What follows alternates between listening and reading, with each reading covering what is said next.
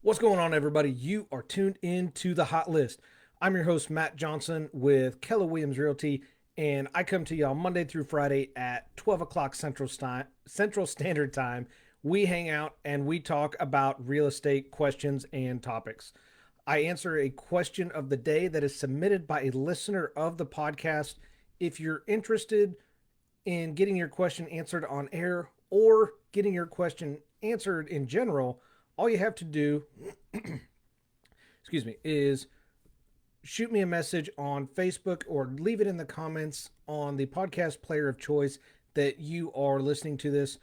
I would gladly answer that question for you as well as use it for future episodes and content, just like I'm doing with this one. And the reason I do this is because I get a lot of the same or similar questions every single week. And one of the ways that I'm able to give back and help out current homeowners or buyers, as well as clients that I'm servicing right now as well, uh, is by answering a question and putting it out there for everybody to find. Because if you have a question about real estate, the chance that somebody else has that question is extremely high. So what better place than to start here with the hot list and submit your question and allow me to be the real estate resource to answer that question for you and springboard you into a further in-depth and hopefully give you some direction on where to start and where to go next. So thank you guys so much for tuning in. Those that are catching this live, you will notice that it is not 12 o'clock Central Standard Time. I am a little early, and that is because I have an appointment at noon. So for those listening in, if there's, I appreciate you guys joining me live. If you are listening to this on your podcast, thank you for taking the time out of your day, joining me, and getting your education on. So, the question of the day: could my HVAC system run better than it does now? And, with this being Valentine's Day, I think this is a great time to not only show your love to those closest to you and special in your life, but maybe a little love to your HVAC system as well. Because there's no doubt that your HVAC system works hard throughout the year. Obviously, depending on where you live, it might work a little harder than others because during the chilly winter months, like we have right now here in Kansas, it pumps a lot of that hot air throughout the home, keeping you nice and toasty and warm. And once the summer hits, the cooler air is circulated to keep everybody from overheating. So when the system is operating at its best, you will even barely even notice that it's doing anything because the climate remains consistent throughout your home and the operation of your HVAC system seems to be just kind of running in the background. You don't really think about it except for, maybe when you're home either in the morning or the evening, depending on if you work from home, you hear it kick on from time to time and just might register, oh yeah, it's that time of year that kicks on. So in order to answer the question, could my HVAC system run better than it does now? Of course, the simple answer is yes. And there are usually some things that can be done in order to improve the efficiency of your system as well as help it run better while saving you money on top of that. Now, this is obviously going to depend a little bit on the layout of your home and where you live. So just kind of keep those things in mind while we get into it today. But generally, even depending on those two items, there are generally some things that you can do to improve. So what we're going to talk about today are going to be 3 improvements to optimize your HVAC system. Number one, optimizing your airflow. One of the biggest things that you can do to get more out of your HVAC system is make sure the airflow throughout the house is unobstructed. There's a few ways that this can be done. First, you can check the the vents that you have throughout the home, vacuum them out or clean them as necessary. Make sure that there are no obstructions or dirt deposits in or around them. You know, they're pretty simple, whether your vents are in the floor, in the ceiling, in the wall, they generally pull out pretty easy. Obviously, if they're going to be in the wall or in the ceiling, sometimes they'll be screwed in. So just undo those screws, shove your vacuum hose in the ductwork, clean that out, as well as clean the vents themselves. Another item that can be done is checking the air return to ensure no furniture or large objects are blocking the flow of air. Uh, this also makes sure that the proper clearance is being observed. Generally, most returns have a recommended space of about 2 feet around the return to make sure you get the optimized airflow. And of course, one of the other things that you can do to ensure that your HVAC system is running properly is check your filters. Make sure that they're clean, or if you have installed an electrostatic filter, these are nice because you typically just buy them once, wash them periodically, make sure that they're clean, and this keeps them in peak condition. And you have to, doing that, you just have to replace it less often than you would do a normal filter. Because overall, your goal here is to make sure that nothing is going to interfere with the flow of air, either through the return or through the vents in your HVAC system. Number two is going to be assisting your HVAC system. So now that you've got the air flowing without issue or obstruction, there are still a couple other things that can be done to ensure that your system isn't working any harder than it needs to. One of the ways that you can do this is by installing a new thermostat, especially a smart thermostat. Now, we've talked about smart thermostats as well as some of the sensors and vents that come along with those as well. Some of these have the option of not just the thermostat, but they will use sensors or smart vents around the home. And this will check temperatures in different locations. We've talked about that before. I used my bedroom as well as my living room as an example of my living room is colder than my bedroom.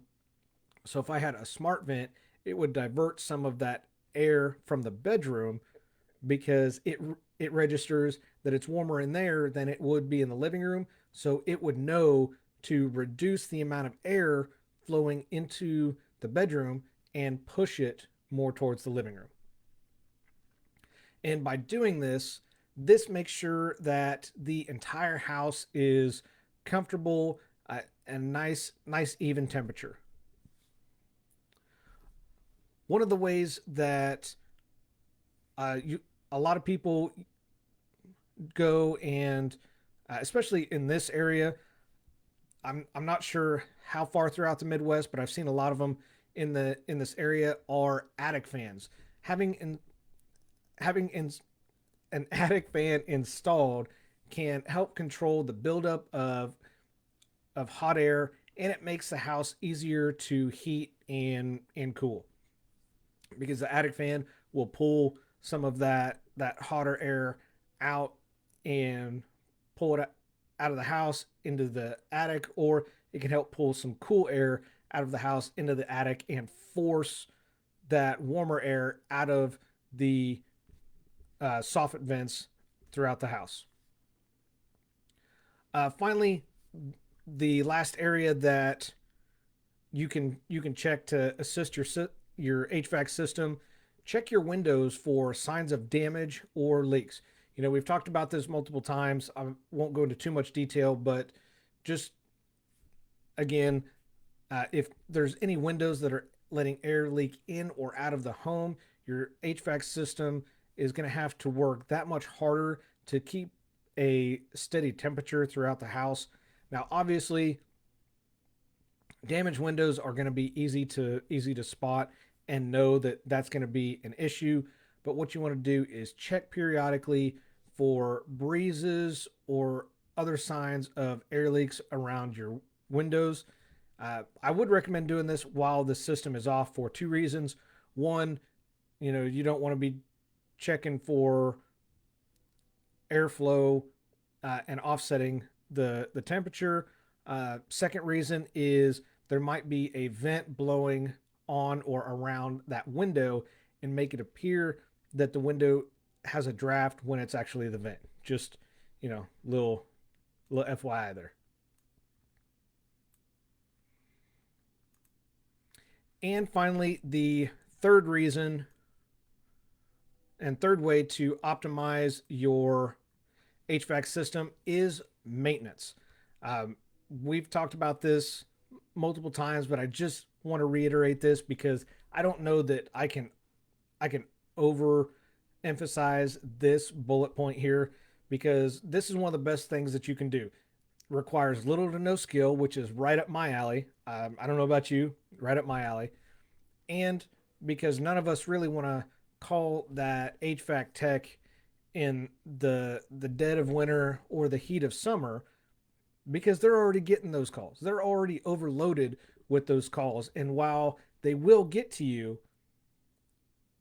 the chances they get to you the same day that you call aren't likely. So small maintenance items can be done throughout the year. And this is just going to help your system run that much better.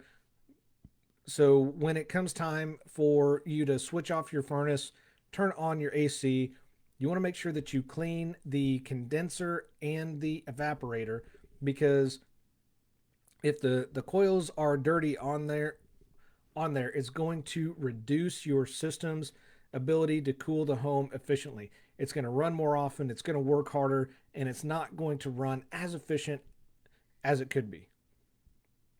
And then, of course, on the opposite end of that, going from your AC to your furnace, you want to make sure that you check all the connections in there, the burners or the heat exchanger, depending on which one you have, because any type of improper connection is a fire hazard, could lead to worse problems. Obviously, you don't want that. And then a dirty burner or cracked heat exchanger may cause improper burn or operation.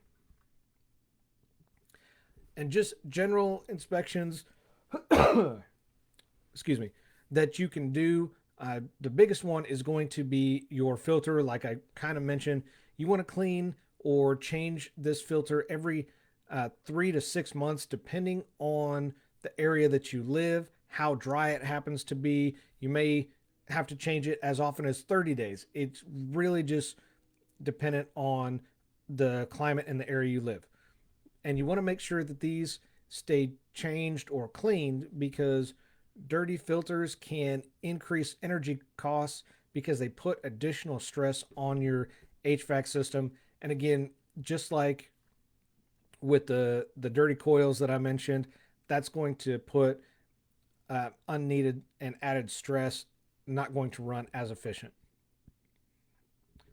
Just as a quick reminder, as some other maintenance items that you can check, make sure you check your thermostat settings, because if your heating or cooling temperatures can be adjusted and you're still comfortable, by all means change those. If you know it doesn't have to be set on 70, you can get away with 66, 67 when in the wintertime. By all means, just do that. And on the other end, if you can get away with 74 degrees in your house when the AC is running instead of 70, just that little change in temperature is going to put a little less stress on your thermostat and on your system.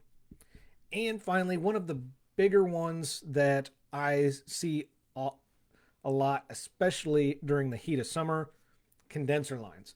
If you have a plugged drain or condenser line, this can cause water damage in the house, cause humidity levels to rise. So just make sure that you clean that out. If it's easy to undo and clean or drain, other option is you can run some type of brush in there to clean it, or you can mix 50-50 of water vinegar, dump it in there. That will alleviate a lot of it and remove some of it as well.